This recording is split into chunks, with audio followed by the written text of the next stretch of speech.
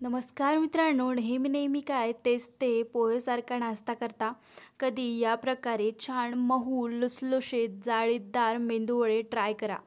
ना तेलात तळताना फुटणार ना तेलकट होणार, अगदी परफेक्ट रेसिपी आहे.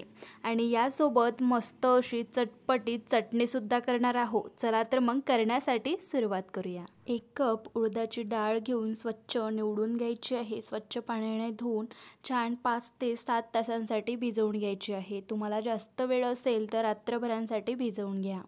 या डाळीमधलं पाणी वगैरे निथळून घेण्याची काही गरज नाही आहे. या डाळीमधलं पाणी काढून घ्यायचं आहे आणि अशा प्रकारे या मिक्सर जारमध्ये डाळ टाकून घ्यायची आहे. थोडी थोडी करून पूर्ण डाळ वाटून घ्यायची आहे. तर यामध्ये मी डाळ टाकून घेतली आहे. छान मिक्सरची बटन बंद चालू करत छान काढून घ्यायचं आहे. सॉफ्ट टेक्स्चरची डाळ असायला हवी. छान मधोमध याला फिरवत राहायचं आहे आणि छान फिरवून घ्यायचं आहे. आवश्यकता असली तर यामध्ये 2 ते 3 चम्मच तुम्ही पाणी टाकू शकता. नसल्यास टाकू नका. पातळ करायचं नाही. पाणी टाकायला घाई करायची नाही आहे. एकदा काढून घ्यायचं मिक्सरवरती. आवश्यकता वाटली तर टाकायचं, नाही वाटली तर नाही टाकायचं. तर इथे ना मी 2 चम्मच एवढं पाणी टाकलं आहे. नंतर मी 2 चम्मच टाकले होते. तर अशा प्रकारे मी हे काढून घेतलं आहे. जास्त पातळ केल्याने हे जे वडे आहेत छान मऊसूत आणि गुबगुबीत फुगणार नाही. त्यामुळे पातळ करायचं नाही. एका बाउलमध्ये मी हे ॲड करून घेतलं आहे. आता हे आपल्याला छान हाताने फेटून घ्यायचं आहे. छान मोकळं करायचं. गुबगुबीत फुलतं हे. छान जसजसं आपण फेटणं सुरुवात करू तसतसं हे फुलायला सुरुवात होते आणि छान जे आपले मेंदूवडे आहे छान हलके फुलके तयार होते. म्हणून 5 ते 7 मिनिटासाठी याला आपण फेटून घेऊया. फेटून व्यवस्थित झालं की नाही ते कसं चेक करायचं मी सांगते. तर एक वाटी घ्यायची, त्यामध्ये पाणी घ्यायचं आहे आणि हे जे आपण मिश्रण फेटून घेतलं ते त्यामध्ये टाकून बघायचं. तर तुम्ही पाहू शकता छान ते पाण्यावरती तरंगत आहे, खाली बसत नाही आहे. म्हणजे हे जे मिश्रण आहे ते व्यवस्थित आपण फेटून घेतलं. तर इथे मेंदूवड्याचं मिश्रण तर रेडी झालेलं आहे. यामध्ये फक्त मीठ टाकायचं आहे. नंतर आपण मीठ टाकून घेऊ. का बरं आत्ता टाकलं नाही मी नंतर सांगते. तर इथे मी 3 स्टेपा सांगणार आहे तुम्हाला मेंदूवडा करण्याच्या. तर पहिली स्टेप म्हणजे तिन्ही स्टेपा सोपी आहे. तुम्ही कोणती पण स्टेप वापरू शकता. पहिली स्टेप वाटीची आहे. वाटी घेऊन त्यावरती पाणी लावून घ्यायचं आहे. मेंदूवड्याचं मिश्रण ठेवायचं आहे आणि मेंदूवडा अशा प्रकारचा रेडी करायचा आहे. सोपी पद्धत आहे ना. आता दुसऱ्या नंबरची पद्धत बघून घेऊया. तर त्यासाठी 1 चम्मच घ्यायचा आहे या प्रकारचा, जेणे आपण रस्स्याची भाजी वगैरे वाढतो ना त्या प्रकारचा 1 चम्मच घ्यायचा आहे. त्यावरती पाणी लावून घ्यायचं. जसे स्टेप मी पहिलं सांगितले त्याच पद्धतीने पाणी लावून घ्यायचं आहे. यावरती मेंदूवड्याचं मिश्रण ठेवायचं. छान आकार देऊन घ्यायचा आहे. म्हणजे आपल्याला गोल करायचे आहे ना छान.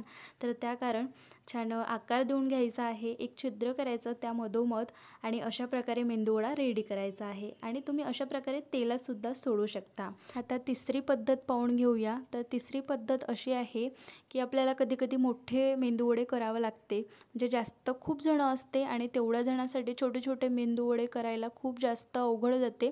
त्यामुळे मोठा मेंदूवडा करायचा कसा तर ते सांगते मी. तर पॅन घ्यायचा आहे. जे तळक्या पॅन असतो ना तो घ्यायचा आहे. त्यावरती पाणी लावून घ्यायचा आणि जशा प्रकारे मी सांगितलं मेंदूवडा तशा प्रकारचा तयार करायचा आहे. तर होते का नाही तिन्ही स्टेपा सोपी. यामधली कोणती पण स्टेप वापरून तुम्ही मेंदूवडा रेडी करू शकता. तुम्हाला जे सोपी वाटेल ते स्टेप वापरायची आहे.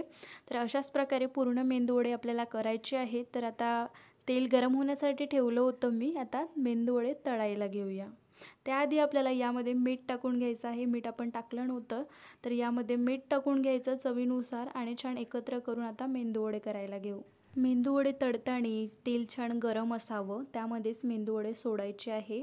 आणि जेव्हा आपण मेंदूवडे करायला घेऊ त्यावेळेला चम्मचला किंवा वाटीला किंवा पॅनला याला जास्त पाणी लावायचं नाही. नाहीतर आत्ता तुम्ही बघितलं असाल कसं झालं, छान तेल उडतं, मग आपल्याला त्रास होऊ शकतो. त्यामुळे जास्त पाणी लावायचं नाही.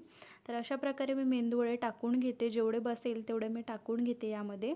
या कढईमध्ये ना 4 मेंदूवडे बसले माझे, म्हणून मी 4 टाकले. तुमच्याकडे जे तुम्ही कढई घ्याल तळण्यासाठी त्या कढईमध्ये जेवढे बसेल तेवढेच टाका, जास्त टाकायचे नाही. मी छोटे छोटे केले आहे म्हणून जास्त टाकले, कारण हे जेव्हा आपण टाकतो ना तेव्हा चिटकते एकमेकांना, मग तुम्हालाच प्रॉब्लेम जातील याकरिता सांगितले. तर छान पलटवून घ्यायचं, तेलामध्येच पलटवा नाही तर कढईला लागतं. हे पलटवून घ्यायचे आहे मेंदूवडे आणि दोन्ही साईडला मस्त असे तळून घ्यायचे आहे. कलर छान याचा ब्राऊन येतपर्यंत तळायचे आहे. छान वरतून क्रिस्पी, आतून मऊ लुसलुशीत जाळीदार तयार होते. मस्त गुबगुबीत असे हे मेंदूवडे रेडी झालेले आहे. कलर सुंदर आलेला आहे आणि वरतून मस्त क्रिस्पी होते, आतून छान गुबगुबीत रेडी होते. तर आता हे सगळे मेंदूवडे एका चाळणीवरती काढून घ्यायचं आहे, म्हणजे काय होईल ना, ते वाफ जायला मोकळं होतील आणि हे जास्त वेळांसाठी छान वरतून कुरकुरीत राहतील. आता आपल्याला चटणी तयार करून घ्यायची आहे, जे मी सांगितली होती. छान चटपटीत आपण चटणी तयार करणार आहोत. त्यासाठी मिरच्या घेतलेल्या आहे, आवश्यकतेप्रमाणे घ्या मिरच्या. नंतर टाकायचं आहे कोथिंबीर भरभरून टाकायची छान. नंतर अद्रकचे तुकडे टाकलेले आहे आणि लिंबाचा रस जरूर टाका, कारण छान चटपटीत चव लागते या लिंबाच्या रसने.